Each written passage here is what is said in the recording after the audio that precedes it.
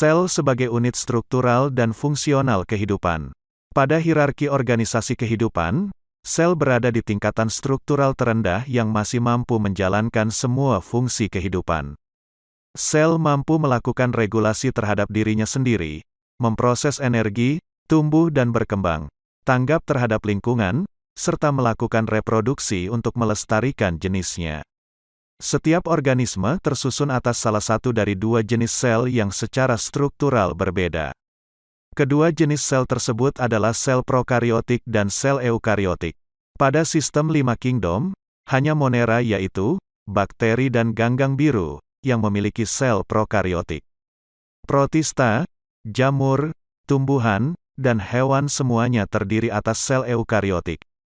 Sel prokariotik berasal dari bahasa Yunani, yaitu prokaryote, pro berarti sebelum, dan karyote berarti nukleus. Sel prokariotik memiliki nukleus atau inti sel, tetapi inti sel tersebut tidak diselubungi membran inti. Sel eukariotik, bahasa Yunani. Eu berarti sejati atau sebenarnya, merupakan sel yang memiliki inti sel dan inti sel tersebut dibungkus oleh membran inti.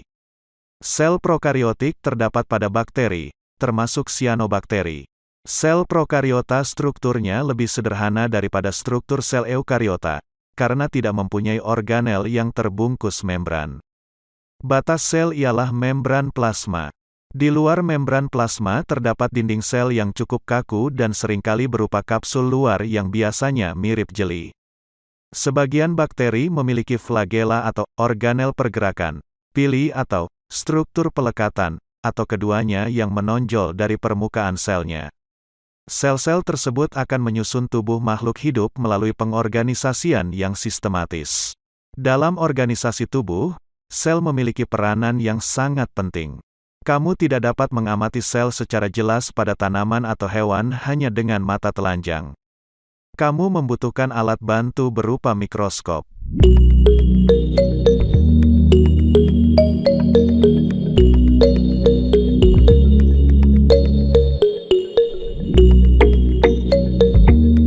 Unit terkecil yang ada dalam jaringan makhluk hidup.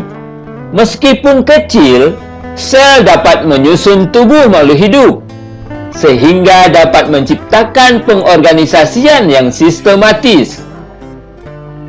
Sel sebagai unit struktural dan fungsional kehidupan.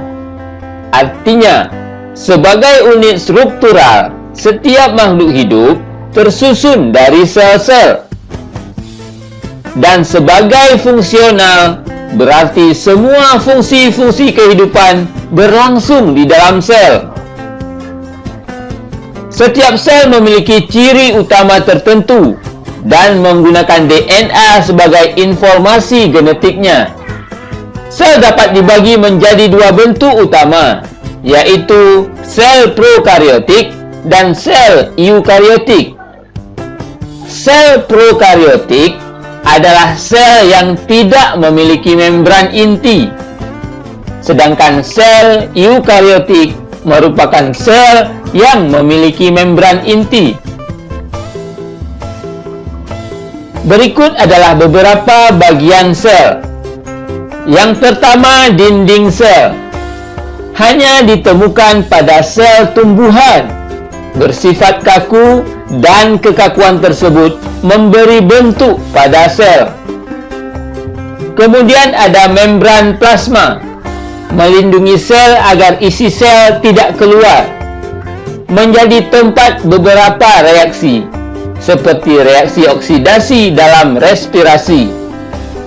Kemudian ada kloroplas, adalah organel yang hanya dapat ditemukan pada sel tumbuhan. Di dalam kloroplas terdapat klorofil.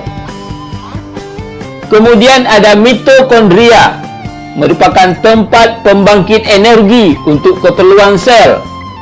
Sel yang aktif biasanya lebih banyak memiliki mitokondria.